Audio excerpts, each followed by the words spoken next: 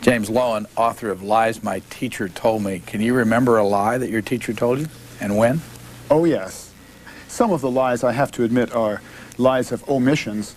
I remember learning when I was 42 years old that the United States had put troops into the Soviet Union in order to support the white side of the white-red Civil War that was going on in 1918. And I learned that those troops stayed there 2 years in conjunction with Japanese troops and some British and French naval support. They went all the way to Lake Baikal in the middle of Siberia. We also had troops up in Murmansk and Archangel up near Norway. And I thought, how is it that I, a history minor in college, never learned that? So I went back to my college history book written by Richard Hofstetter et al. And I found everything that Hofstetter had deigned to tell me about that invasion, we could really call it. And it was the following half sentence, speaking about World War I. American troops were withdrawn from Europe by 1918, with the exception of a contingent from Vladivostok in 1920.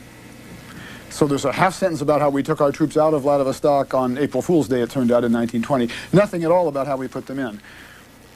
That's an example. What was the origin of this book?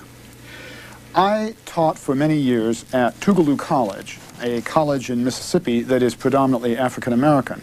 Then I moved to the University of Vermont, so I went from the blackest to the whitest college in America. When I was at Tougaloo, I was distraught by the fact that my students believed the following myth about Reconstruction. They believed that Reconstruction was that time period when blacks took over the government of the southern states right after the Civil War. But they were too soon out of slavery, and so they messed up, and whites had to take control again. Now, that's a terrible misstatement of what happened in Reconstruction. For one thing, the southern states were governed by a black-white coalition led by whites. They did not go under black control. For another thing, many of the southern states, particularly Mississippi, had good government during Reconstruction. In Mississippi, the state government during that time period started the public schools for both races, whites as well as blacks, wrote a terrific new constitution, and did other things. And I thought, what must it do to people to believe, erroneously, that the one time that they were on the center stage of history in the American past, they messed up? What does that do to your self-concept? So I looked into how had my students learned this? Why did they believe it? And Tougaloo was a good college, is a good college. They had learned what was in their high school state history books. So I put together a coalition of students and faculty, and we wrote a new history of Mississippi called Mississippi Conflict and Change. The state rejected it for public school use, and it's another story, but we actually took them to court about that and won a First Amendment victory. So then I moved to Vermont, and I realized that in this way, as in so many other ways, Mississippi was not exactly different from the United States as a whole. It was just an exaggeration. In other words, I got interested in American history, not just state history, and realized that it too suffers from tremendous distortions and omissions and even lies. What's your reaction when you drive down the highway and you see historical marker ahead? And then I stop. And then you stop and you read it. How often do you believe it? I haven't done a percentage, maybe half the time. It's a very important question because I call it lies on the landscape. I mean, we've got these historical markers all over the United States. The first problem with them is what isn't commemorated. I mean, all kinds of major events go unremarked because they're controversial or because they don't maybe show the United States in the best light. A recent one I drove past, in fact I was situated near it for a week, is in upstate New York. And I was teaching on one of the Finger Lakes, teaching a bunch of history teachers actually, and there's a marker there for General Sullivan's raid against the Iroquois during the American Revolution. And it's got some very interesting doublespeak in which the marauding Indians messed up the settlers, and therefore the army came in and punished the Indians and moved the frontier a couple of 100 miles west. Well, if you think about who's the settlers are actually the Iroquois. And in fact, part of what Sullivan did was burn their cornfields, destroy their orchards, and tear down their houses. They were settlers. These were not wandering people. These were not nomads. The marker could best be understood using a phrase from William Buckley, polemics, history as the polemics written by the victors. You say in the back that you worked on this book for 11 years. Yes. Where? At the University of Vermont. I spent 2 years also at the Smithsonian Institution. I'm possibly the only living American who has slogged through 12 high school history textbooks from cover to cover. And then besides that, I had to do a lot of research on the things I've just talked about, for instance, the putting of troops into the Soviet Union, so that I would make sure that I got the facts straight. Back in the back flap, this is going to be a little bit difficult to do. We'll get a close-up of it. Are the 12 textbooks Yes. that you wrote about? How did you choose these 12? Well, for various reasons. I wanted to pick some of the bestsellers so that I would cover at least the textbooks that more than half of our students read. And there's one book in particular. It used to be called Rise of the American Nation. And after we lost the war in Vietnam, it got retitled Triumph of the American Nation. It has over a fourth of the market by itself. Publishers are leery of divulging sales figures, so it's a little hard to know after that one what's the bestseller, but I tried to include several of the very popular books. I also included 2 older books. These are called inquiry textbooks, and they were written during the 1970s. And they were a little different. The other 10 books we would call narrative textbooks. They just tell a straight chronology, and they tell it pretty much in the authorial voice, the kind of omnipresent, omniscient, godlike, here's what happened and then here's what happened next. But the inquiry textbooks include more emphasis on primary sources, and then they ask students questions that hopefully get them thinking. These textbooks are no longer in print. The inquiry text movement didn't find favor with teachers, and it went out of existence. Do people who write high school texts for history make a lot of money? They do if they wrote Triumph of the American Nation. That is, if you get 1/4 of the market, that is a bonanza. And every textbook, it seems, and every publisher wants to have that book. And therefore, these books end up clones of each other. It surprises me. If you think about it, the city in which we are speaking, Washington, D.C., the school board is under black control. The same is true for Detroit, for New York City, for many other cities, and for some districts in Mississippi, for instance. But there is no black-oriented U.S. history. There's no U.S. history that, in fact, is what we might call multi-centric. I would say they are all Eurocentric. They are all clones of each other because each one wants to be the next Triumph of the American Nation. How does a book start? If you or I were going to write a history book, I think the first thing that Scott Forsman or Macmillan or whoever was engaging us would do is they would send us 5 or 6 competitors, and they would say, this is what you're up against. And I believe they would be saying also, make sure your book includes the stuff these books include. And the result of that is that the process is supposed to be one in which the textbook is based on the underlying secondary literature in history. There's a terrific secondary literature in history. It's what I read. It's what I based Lies My Teacher on. Lies My Teacher Told Me on. It is not a matter of you have to go back to the primary sources in every little detail. But the textbooks are not based on the huge secondary literature in history. They're based on each other. And thus they repeat some errors that go all the way back to the 1890s. But is there anybody out there that kind of puts their imprimatur on textbooks that say, okay, this one's all right, that one isn't? And if they do that, who are they? That's a good question. In one sense, no, there isn't. That is, you would think the history profession might, or there might be a review journal. Basically, history textbooks are not reviewed, at least high school textbooks. Even college textbooks are generally not reviewed. By anybody? By anybody. The history profession considers them a little bit dirty. That is, like, if I were a historian and I were applying for a new job at the University of Washington and I'm already at the University of Vermont, the fact that I might have written a history textbook would not count in my favor. If I'm looking for tenure, if I'm looking for advancement, they are looking, the deans and the history departments, they are looking for me to write a wonderful monograph on Andrew Jackson or whatever my wonderful monograph is about. They're not looking for a textbook. They consider them kind of dirty, kind of done for profit. At the University of Vermont, the former dean made a distinction between scholarship and what he called pedagogy. And textbooks would fit under that latter heading, and get very little credit.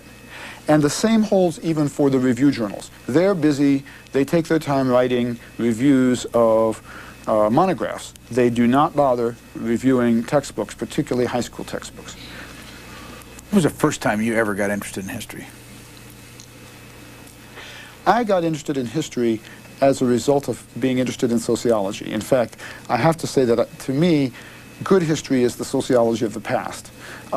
This will probably exercise some historians listening, but it seems to me that the important thing we want to know about the past is, how did it shape us? What are the main things going on that caused us to be what we are like today?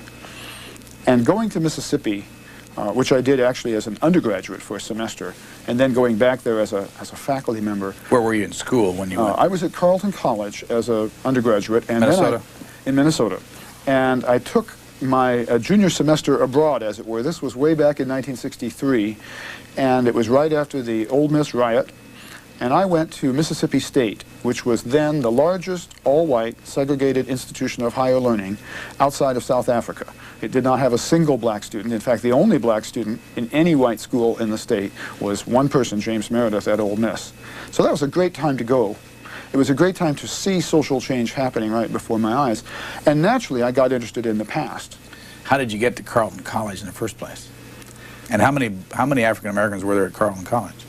When I went to Carleton College, I started in 1960. I applied from Illinois. It's not an unusual thing to do from the Midwest. I had good SAT scores and fairly good grades, and actually I had some family involvement at the college, so I had known about it. I went to school with a person who was the 6th black student in the history of the college, and the college was 100 years old. Now, since then, Carleton has done a much better job. I understand the school is now 8 or 9% black, which is quite good for a college located in rural Minnesota.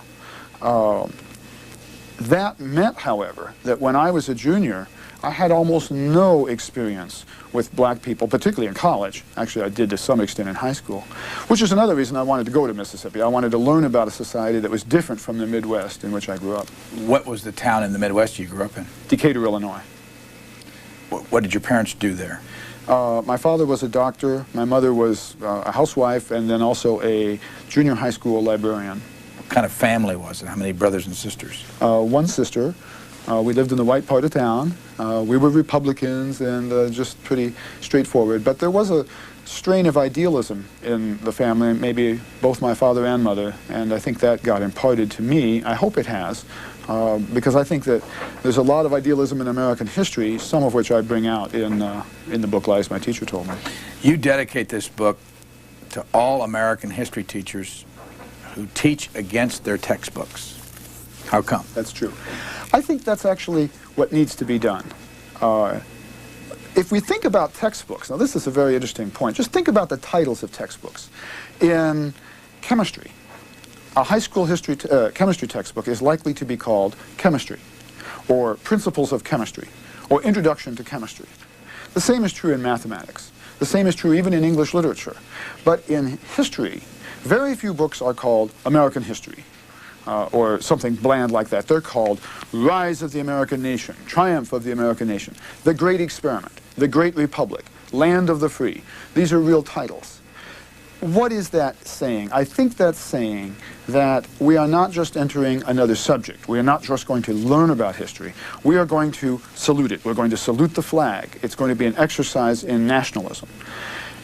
I think that's wrong, because I think we develop stronger citizens and certainly more knowledgeable people, more knowledgeable about how we got where we are, if we teach history with all of its dirt and its glory, with all of its questions, with its good guys and its bad guys, instead of only good guys.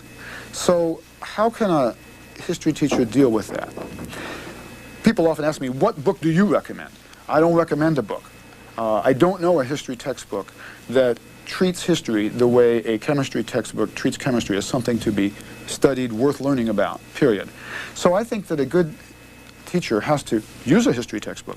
But then maybe from reading Lies or from reading other works of secondary history, teach against that textbook. Get students thinking about it. Get students thinking about, why is the textbook leaving out this stuff? Why is it saying this when it's false, or this when it's not, when it's misleading?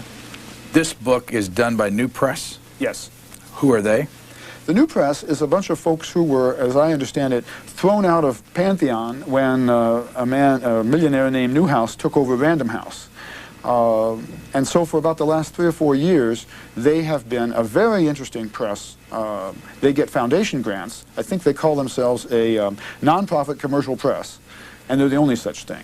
A couple of their famous books are the book Race by Studs Terkel, and they also published the Supreme Court tapes that were caused a great controversy a year or two ago when the Supreme Court wasn't sure that they wanted their tapes published. Peter Iron's book? Yes, and may it please the court. I noticed that the cartoon on the cover is done by Jeff Danziger, who is also a Vermonter. Do you know him? Not personally. He's actually illustrated a short story I wrote once, and so I know him professionally. Where is the University of Vermont? It's in Burlington. And how did you decide to go there? Well, at the time, when I decided to leave Tougaloo, there were several universities that were interested in me. The University of Vermont particularly appealed because it was setting up a PhD program in applied sociology, which is one of the things I do. This means sociology often used in court, and I'm an expert witness in civil rights cases particularly, but in other kinds of cases too. So they wanted me for that reason, and I wanted to go to a pioneering PhD program in applied sociology. After I got there, the next year there was a retrenchment, and the PhD program never went through. I enjoy the landscape. It's a beautiful town, and I'm there. You say that, what is it, 4 out of 5 high school students that go to college do not take history courses? I think the statistic is something like 83% of folks who graduate from high school never take another history course. That includes the folks who don't go to college at all, as well as those who go to college and don't take history. Well, you start the whole book out by saying that high school students hate history. Yes. There's poll after poll that shows that history is the least liked subject. History and social studies and things like it. To my surprise, because I always had trouble with foreign language is much better liked than history. Mathematics often is the most liked subject. English, science, history always comes in last. I think there's some reasons for that. One is the incredible boring nature of the textbook. These textbooks average, I think, 888 pages. Probably every viewer will remember the incredible list of questions at the end of each chapter that you're supposed to memorize answers to. There's no way that you can learn. I counted them for one textbook and came up with over 2,000 questions. There's no way that you can remember at the end of a semester or at the end of a year these 2,000 plus factoids. And what you're not learning is the basic important questions and issues. So you don't have any skeleton to put all these little details onto. It's not a very liked subject. Anybody who's black or female or Asian American or whatever is going to feel alienated from it. But in my experience, affluent whites are just as alienated, or at least just as bored. You talk about, and here's a picture we'll show, of someone by the name of Helen Keller. Yes. Who was she? Helen Keller is, of course, known to most of us as the famous blind and deaf girl who could, that is, who overcame. And I've asked hundreds of people, mostly my students, also other audiences, to tell me what she did with her life after she overcame. Exactly 2 people out of over 1,000 have known, and one of those learned it indirectly from me, and the other one is married to a deaf person. And in the deaf community, they do know what she did. But it's very ironic that although we get all these educational films about Helen Keller, there's something like a dozen of them on the market, and although almost every student gets some indoctrination as to this wonderful woman who did something, no one knows what she did once she learned how to read and write and speak. What did she do? Well, she became a radical socialist. She first became a member of the Massachusetts Socialist Party, and when that wasn't far enough left for her, she became a Wobbly, a member of the International Workers of the World, the IWW.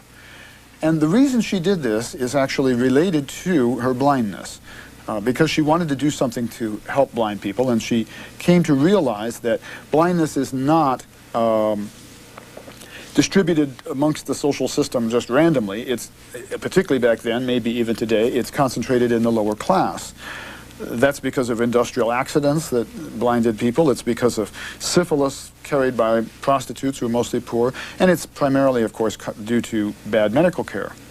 So she realized that if she were just to spend the rest of her life working on the Braille alphabet, which she had done some work on improving, or doing other things like that, she was merely treating the symptom, not the cause. So she became a socialist. Well, I'm not here to push socialism, but it's very interesting that when she became a socialist, she was probably the most famous woman on the planet because of all the attention that had been given her when she learned how to speak, when she graduated from Radcliffe College, and so on. And suddenly, from the most famous, she became the most notorious. And all these newspapers that had lauded her now proceeded to distance themselves from her and say, well, of course she's the captive of people around her, she doesn't really think independently, and so on. And she took them to task. She wrote letters to them saying, I blush to think how highly you spoke of me a couple of years ago. How stupid I must have become in the interim. And she wrote a letter to the Brooklyn Eagle, which was a very major newspaper. It was the newspaper that Walt Whitman had written for in the 19th century, that had been one of these newspapers that now attacked her. And she said, it is the Brooklyn Eagle that is socially blind and deaf. She says, I may not have been able to see the sweatshops and to see the factories or to hear them, but I have smelled them. And in fact, she did go on tours all across America. So she became really quite a humanitarian on behalf of decreasing social stratification. Do you remember what year she died? I think it was 1969 or so. She lived a long life and until quite recently. If I understand it right, she is buried at National Cathedral. Yes. Here, along with Annie Sullivan, her teacher. I don't know about Annie, probably. But the reason I mention it is she's also buried in the same place where Woodrow Wilson is buried, and you combine the two as you start off here. What do the two, why'd you mention the two up front? Well, my first chapter is about heroes and what textbooks do to heroes. And the two heroes I pick on are, in fact, Helen Keller and Woodrow Wilson. And both of them did some heroic things and deserve to be treated as heroes. Both of them also are talked about with amazing omissions. The omission about Helen Keller we've already discussed. Wilson, of course, issued his 14 points, attempted to argue for democracy at Versailles, also passed various things through the Congress during his progressive era as president. But Wilson had at least two shall we say, 2 feet of clay maybe, two blemishes. One was his incredible racism. He was surely the most racist president since before the Civil War ended slavery. He was, of course, a white Southerner. And when he came to power, which was with the aid of considerable white votes, black votes who were trying the Democratic Party and trying its claims for progressivism, he proceeded to segregate Washington, D.C. He segregated the federal cafeterias, federal workplaces. If two people, one white and one black, had been sorting mail together, they now had to be in separate rooms or have a screen between them. He also stopped blacks from various political appointments that had been routinely given them since the days of Lincoln and Grant. And it's no coincidence that late in his term, the signals he was giving off about race relations penetrated the nation, and we had a wave of race riots from about 1917 through at least 1920. I mentioned in Lies My Teacher Told Me, possibly the first example of bombing civilians by aircraft, certainly the first example in United States history, came about in Tulsa, Oklahoma, when there was a race riot against the black community in Tulsa, and it even included flying a biplane, probably, airplane above the black community and dropping dynamite into it, killing more than 70 people. So these are race riots that actually far outdo the riots that we hear so much about in terms of the Rodney King riot in Los Angeles or the Watts riot. Did you find any of this in any of the 12 textbooks you looked at? Oh, there's a little mention of it. Some of the textbooks, let's say maybe 5 of them, will mention that Woodrow Wilson did some segregation, usually without an active verb. For instance, one textbook actually says that the federal government segregated, or workrooms in the federal government were segregated, and then Woodrow Wilson undid that and called a halt to it. The second statement is just totally false. He never did that. He never called a halt to it. But there's a common practice of whenever anything bad is mentioned, it's put in the passive voice as if nobody did it. It just happened. The other problem with Woodrow Wilson, of course, was his invasion of the Soviet Union and of so many countries in Latin America. He put troops into Mexico a total of 13 different times, and also Nicaragua, Haiti, Dominican Republic.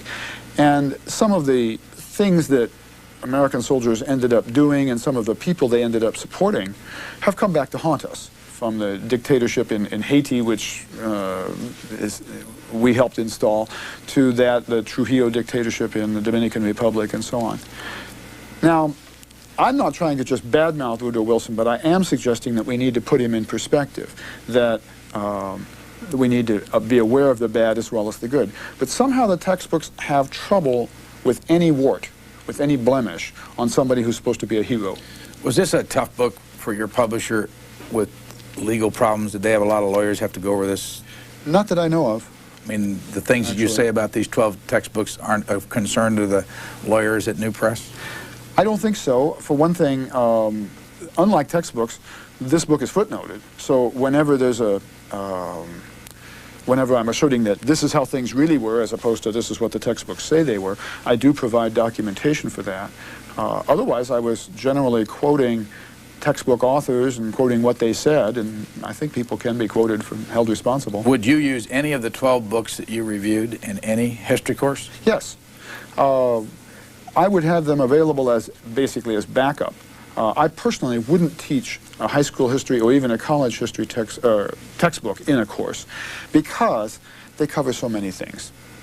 There's no need to have 888 pages of all kinds of little details. I would rather focus on 10 or 12 major issues, chronologically arranged, that bring forth what the important points are that still have relevance to the present. But for teachers who do want to use a textbook, maybe they feel that they will get too much parental criticism if they don't. Or maybe they feel that there's all these little facts that their students are going to be asked on the SAT or on the New York Regents exam or something like that. Fine, I have no quarrel with using a textbook so long as the teacher and helps the students learn against the textbook. Put the textbook in perspective. Critique the textbook for its omissions. You have a picture in your book of a T-shirt that you can buy, you say, over at the Library of Congress that has 6 different faces of Columbus on it. Yes. What's the point? The point is, incidentally, it's my son, Nick, is modeling that T-shirt. The point of those 6 pictures that the Library of Congress makes is we don't know what Columbus looked like. There's no known picture, for sure, that was painted of him while he was alive. The 6 pictures are very different, one from another. This gets then into the question, why does each textbook include a picture of Columbus, a head and shoulders picture? And I think it's for the purpose of iconography, not inquiry. Unless you believe we can read character from EyeSet, I think these head and shoulders pictures are pretty boring in the first place. But in the case of Columbus, we don't even know what his eyes look like, so we certainly aren't reading anything from it that's legitimate. So why include it? Because it's heroic, because it's an exercise in hero worship. That's the point I'm making by including it, and I think that's kind of why they sell the textbook and the T-shirt. Thanksgiving Day. A wonderful day. What about it? Where does it stand in history? Well, that's very interesting. A lot of people think, of course, that Thanksgiving goes back to 1620, to the Pilgrims, that we've had Thanksgiving Day ever since. I gave a whole talk for an hour at the Smithsonian about Thanksgiving a year and a half ago. The first point to know about Thanksgiving is that it was actually invented by Abraham Lincoln in the middle of the Civil War. And the first Thanksgiving that is in our modern series happened in 1863. And it was basically giving thanks for the slow victory of the troops, particularly that previous summer in Vicksburg and at Gettysburg. And the fact that the Union was going to be held together and that slavery was going to be ended. But it's maybe more interesting to go back to ask the question, what were the Pilgrims really thankful for? And this gets into the issue of the famous plague. But I shouldn't say the famous plague because almost nobody's ever heard of it. This is the plague of 1617 or 1618. Happened just 2 or 3 years before the Pilgrims set foot in Massachusetts. And it was a plague of enormous proportions. In fact, I used the perhaps unfortunate one-liner that it made the Black Death in Europe pale by comparison. The Black Death killed 1 out of every 3 Europeans over a period of 3 years. This plague in Massachusetts killed between 90 and 96% of all the people living there. Who were these people? These, of course, were Indian people. And so the Pilgrims were very aware of this. In fact, King James, the king who, of course, commissioned the King James Version of the Bible, he called it that wondrous plague among the salvages, because back then they spelled savages with an L. And various Pilgrim and Puritan leaders considered that this plague and some later plagues were sent by God to wipe out the Indians' title to this place and confer it onto the Pilgrims. And it's one of the reasons, therefore, most likely, that the Pilgrims ended up in Massachusetts rather than in Virginia, where they were thinking of going, or in Guyana, which they were actually contemplating. They get to Massachusetts, and what the students all know about it is that they had a tough winter, and then an Indian named Squanto comes along. And Squanto can speak English miraculously, and he helps them plant fish heads among the corn, and it grows tall, and the rest is all Thanksgiving. And what's ironic about that story is that Squanto himself provides a wonderful hook, a wonderful point of entry to the whole plague story.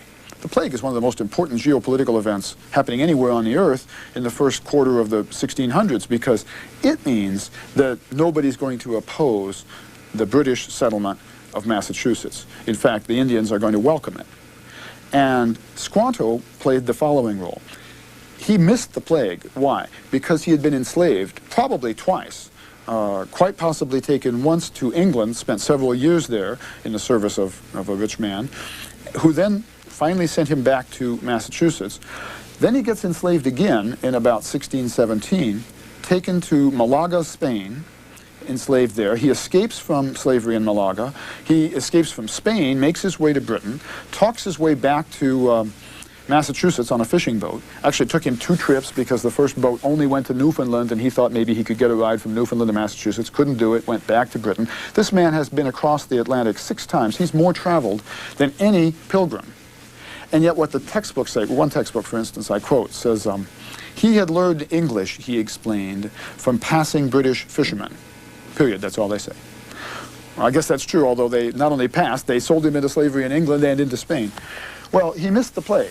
He gets set back onto American soil. He walks to his home village, only to make the unbelievable discovery that every person there is a corpse. And it's at this point that the Pilgrims come on the scene. He's a man without a tribe. His community is ended. That's why he throws in his lot with the Pilgrims. Now that's a story. That's a story with some drama. It's a lot better than this pious thing about planting the corn and planting the fish heads in the corn, and it grew tall. And he was then very important to the Pilgrims for the first 2 or 3 years until he did finally die of a different disease. The Pilgrims all knew this. For instance, there's one who writes in a diary, "In this bay where we now live, formerly dwelled 2,000 Indians, because they moved directly into the village with all the corpses. They moved into the village that Squanto's people had lived in, renamed it Plymouth. The rest is history, as we say. But it isn't history because it keeps getting left out of our history textbooks." You do an analysis of the number of pages devoted to the different decades. Yes. And you say the closer you get to the present, the less pages devoted in these history books. That's true. How come? I think it's again because the recent past is controversial. You and I, for instance, might talk about the Vietnam War. We both remember it. We might, I hope, at least I do, we might talk about the women's movement. We might talk about the civil rights movement. And we're the age of parents.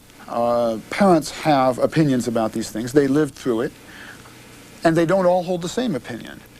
And therefore, there's some controversy going on. Now, it would be difficult, I suspect, for any group of parents to have an argument about the War of 1812. There are actually some controversial details and issues about the War of 1812. We could talk about them later, but they're not hot topics. They're not going to get history books rejected. I quote a Holt, Reinhardt, and Winston representative who says the following. Who, by the way, who's Holt, Reinhardt, and Winston? A major textbook publisher. I think they're now part of Harcourt Brace, and that's probably part of something else, and it's probably all ultimately owned by Newhouse, I don't know. Anyway, this representative said, if there's something controversial in a history book, better to take it out. Well, the recent past has the potential for being controversial. The Vietnam War is an interesting case in point. If you actually look at public opinion polls on the Vietnam War, you see that at this point, and for the last 10 years at least, 70% of the American people believe that the Vietnam War was neither politically correct nor morally correct. That is, it was a mistake for us to do it, and it was also morally wrong. That's at least 70%. Well, that's a whopping 70-30 majority, so that's not very controversial. But nonetheless, the textbooks leave out everything about the Vietnam War that has any guts to it, that has any controversy to it.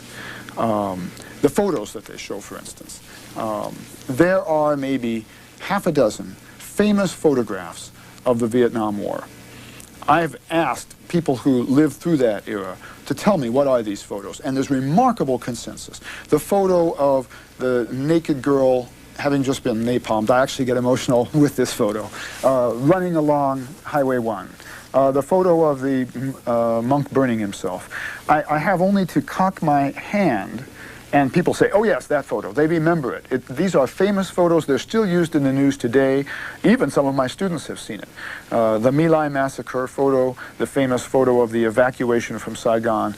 These are the 5 that I concluded are the most important photographs of the war because they moved American public opinion. And they also show some of the issues of the war, such as the fact that the issue was that there were no front lines and that we were firing upon the civilian population. And you include this photo, how come? Because that's a typical photo that the textbooks do include. This is a photo of Lyndon Johnson surrounded by happy troops at Cam Ranh Bay, a naval base that we built in Vietnam.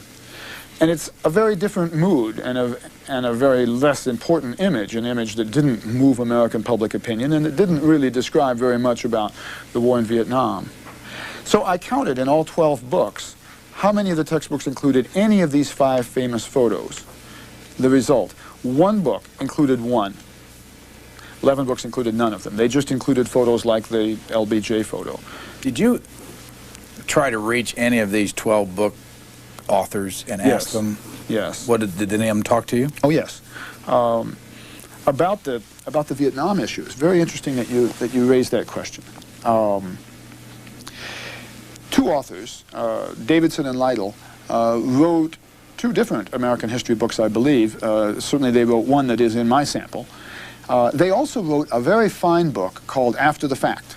And After the Fact is aimed maybe primarily at high school, no, not high school, at college history majors. And the title itself is a pun indicating that history is written after the fact, afterwards, but also that historians go after the fact. And in After the Fact, they have a chapter on each of various issues in American history that they think deserve a lot of attention. They have a chapter, or most of a chapter, on the My Lai massacre. And they argue that the My Lai massacre is very, very important. They say it's important because, first of all, it influenced American public opinion. When these famous photos of the children and the old ladies and the old men lying in the ditch having been shot by American forces point blank, when those photos hit Life or Look magazine, I think it was Life, when the story of the massacre occurred, that moved American public opinion. And in fact, Davidson and Lytle argue that it influenced Hollywood, that we hardly ever see a movie about Vietnam that hasn't been influenced by My Lai imagery. So they're important. The second reason that they say they're important is because they claim, I think correctly so, that the My Lai massacre was not an isolated incident, that it was maybe an exaggerated incident, but nonetheless an exaggerated case of policies that happened a lot, that practices that happened a lot, that there were continued attacks on the civilian population of Vietnam. And I even quote William Westmoreland about that. He, of course, was the general in charge of the entire war from our side, saying, well, it does deny the enemy population, doesn't it? So it was an issue in Vietnam and an issue in terms of policy. So it's very important, they say. What do they do in their textbook? They don't mention My Lai. Doesn't occur in the index, it's not in the textbook. And they don't mention the type of anti-civilian act that My Lai symbolized. Now that's bad history. And in fact, when I was talking with them, I complimented their wonderful book after the fact, and I asked them, what about their textbook? And Mr. Lytle was speaking with me, and he said, well, I call my textbook a McDonald's version of history. And I asked him, what does that mean? And he said, well, it means it's bland. If it had any flavor, it wouldn't sell. Why? He believes, and his publishers believe, obviously, that if it had any flavor, anything interesting in it, then it would upset some people. And that the way to sell the textbook is to make it as bland as possible, as uncontroversial as possible. Do you know, in fact, that then all the teachers that use these textbooks do not teach a lot more of Vietnam? I noticed that you have a statistic in here that says the average teacher spends between 0 and 4.5 minutes a year teaching Vietnam. How do you know that? Well, that was from, I footnote that, that's research done by someone else who did study it, at least in the state of Massachusetts, where he was from. I suspect that it's true. I've talked with a lot of students, hundreds actually, because I asked my introductory sociology students about their experience with American history, and I've asked many of them whether they ever got to Vietnam. And I know when I took history, of course the Vietnam War had not happened, but we didn't even get to the Second World War, or we got just to the end of it.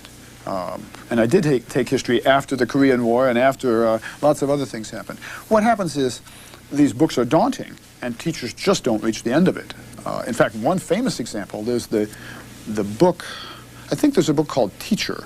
Anyway, it's a big bestseller of a couple of years ago, in which the author followed a teacher in Holyoke, Massachusetts, as she went through the school year. And by the end of the year, she had just gotten to Reconstruction. She was still back in 1866 or so. Well, such a teacher obviously is not going to teach about the war in Vietnam. You say that the Disney World has a presentation, a 29-minute presentation, history of the United States, in which it leaves out, completely leaves out Vietnam, the ghetto riots of the 60s and the 90s. Did you ask anybody why that's the case?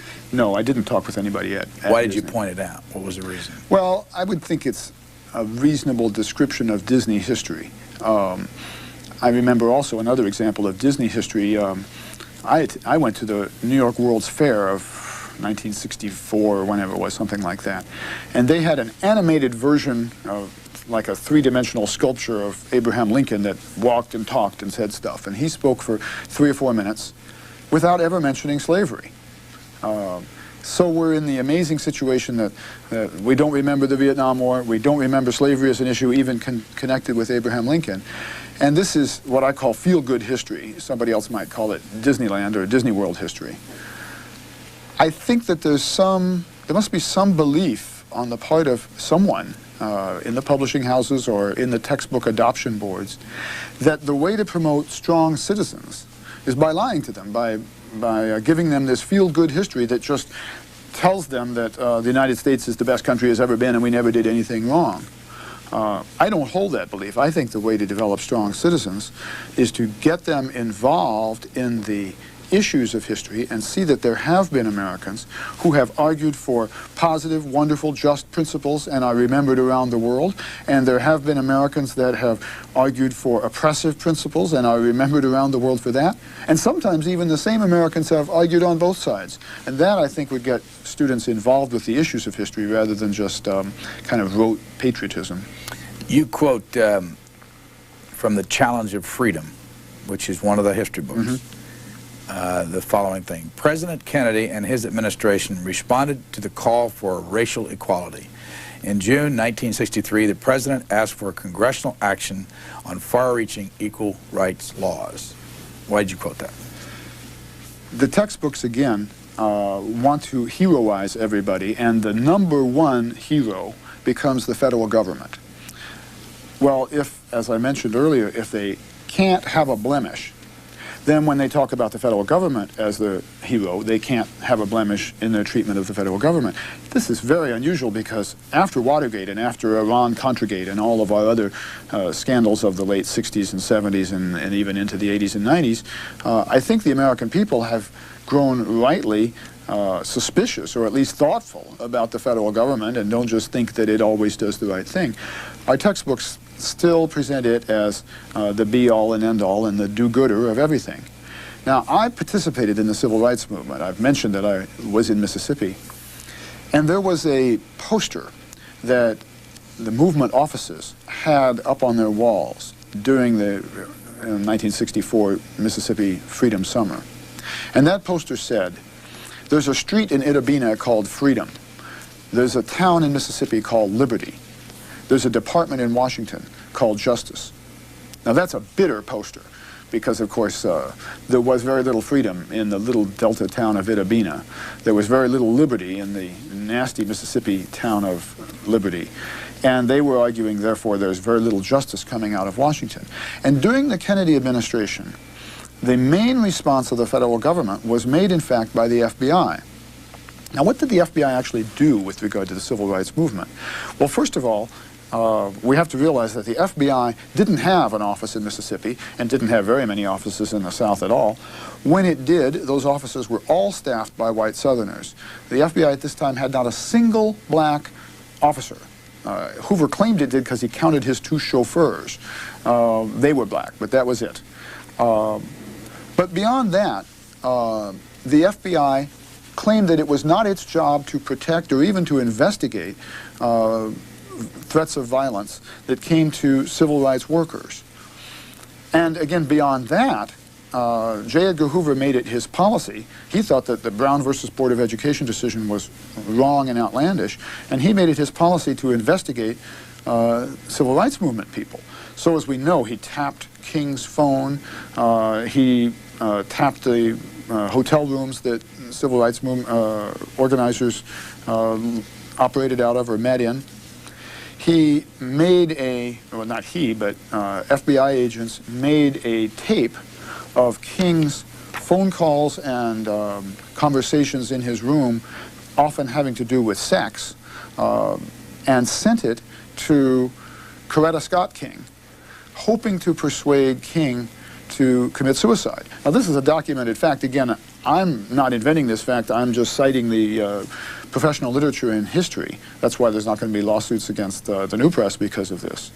So that's the kind of role that the federal government played with regard to the civil rights. That's part of its role with regard to the civil rights movement. And Kennedy himself, even a very thoroughgoing Kennedy supporter like Arthur Schlesinger, writes something like, in the area of civil rights, did not bring out the best of the Kennedy presidency, or something like that. My own college, Tougaloo College, was investigated by the FBI as a threat to America because it was in favor of civil rights. What's the result of all this? Well, a lot of bitterness on the part of the civil rights movement. But what do the textbooks say? They say that the federal government did the civil rights. That is, that it passed the 1964 Civil Rights Bill, the 1965 Voting Rights Bill, and so on. That it just kind of did it. This has a terrible payoff for the present, I think. To my surprise, I've had a lot of conversations in the last year with young African Americans. And a lot of black people these days think that integration actually is wrong. And they look back with nostalgia to the days of segregation and separate black schools. These are people who generally were not born in that era, and they don't realize what a terrible era this was. But the textbooks play right into their hands because the textbooks have the entire integration movement as being done by the federal government, when actually the integration movement was done by mostly black private citizens who risked their lives to get the federal government to enforce the civil rights laws dating back to Reconstruction. So there's kind of room, therefore, for a paranoia that the textbooks feed by telling the black community, and for that matter the white community, that the federal government has always done things for black people. Blacks become paranoid. What are these things? Are they a good idea? And I think it encourages whites to become racist and say, well, if the federal government has always been doing these wonderful things for black folks, haven't we done enough? Why do we need to do more? What's the problem? How would you describe your own politics? Oh, very mixed. In the last 5 years, I have voted for Republicans, Democrats, and we have also in Vermont a socialist, or progressive, he's called, congressperson, the only non-Republican, non-Democrat in the Congress, and at the risk of invading the sanctity of the ballot booth, I have to admit that I voted for him on occasions. Bernie Sanders. Yes. Where do you live? In South Burlington, Vermont. How big is the university? About 10,000, 11,000. And how many courses a semester do you teach? Five a year. 2 some semesters, 3 the next. What kind? What are the names of them? I mostly teach sociology. I'm not in a department of history. I like to teach race relations, and I teach it almost every semester. It's a searing experience. I mean, some of my black students get angry with me, some of my white students get angry with me for various reasons, and so you have to develop a thick skin to teach race relations, even in a place that might seemingly be as removed from the issues as Vermont. What's the percentage of students at the University of Vermont that are African American? Well, I had her in class last semester. She was, no, to be serious, we have done a terrible job of recruiting African American students. When I first went there were 75 black students. That's out of approximately 10,000. Now you might say, well, what's the matter with that, because Vermont's so white, and Vermont is the whitest state, but we recruit over half of our students from out of state, and not only from out of state, but from metropolitan areas including this one, and including New York and Philadelphia. But when we have recruited in Washington, we typically recruit from Bethesda or from the suburbs of Philadelphia. Not so much when I got there, when we had 75. We then had an admissions director who cared and who was making efforts to increase that percentage. But he left, and the person who followed him, who is thankfully now gone, didn't care about this issue, and we actually fell down to something like 28 black students. I think now we're back up to 50. In other words, it's a minuscule percentage. In the acknowledgments in the front of the book, you say the people listed below in alphabetical order talked with me, commented on chapters, suggested sources, corrected my mistakes, provided moral support. I just want to go over some of them. Lucy Lowen. That's my daughter. How old is she? She's now 22. She and my son, Nick Lowen, who's also listed there, did read chapters, and I also had them doing some fact-finding for me. What's your son do, Nick? Right now he works in a delicatessen in San Francisco. He's been accepted into the Peace Corps and hopes to go to Guinea in West Africa. You list Frances Fitzgerald. Mm-hmm. Who is Frances Fitzgerald? She wrote possibly the most direct predecessor to my book, a rather famous book called America Revised. That came out, I think, in 1979, and that was a hard-hitting study of history textbooks also that first got serialized in the New Yorker and then was a bestseller. Her book is different from mine in that she mostly looks at the form of textbooks and how the form has changed over time. And she decries the fact that, for instance, instead of telling a story, they now interrupt it with all kinds of blobs of pictures and little boxes with special things. She doesn't get as far into the facts of, oh, for instance, the plague and the pilgrims and so on, and decry what they are saying. It's not so much a content book as it is a form book. Richard Current, James McPherson, Roger Kennedy, and is John Franklin John Hope Franklin? No, John Franklin is John Hope Franklin's son, who works at the Smithsonian. But the first 3 you named are major historians, and they either responded to my pleas for help on specific points, or they read chapters and commented on them, or both. Anybody upset with you? I hope so. I certainly hope that publishers will be upset with me. Not personally, but I hope that they will realize that it just doesn't do to attempt to write non-controversial, boring history. There may be a couple of other groups that are upset with me. For instance, Mel Gabler is a textbook critic in Texas. And for the last 20 or 30 years, he and his wife and an organization that he started have greatly influenced textbook adoption because Texas is an adoption state. Now, I mentioned that about half the states are adoption states. Texas is the biggest one. Publishers don't want to lose that market.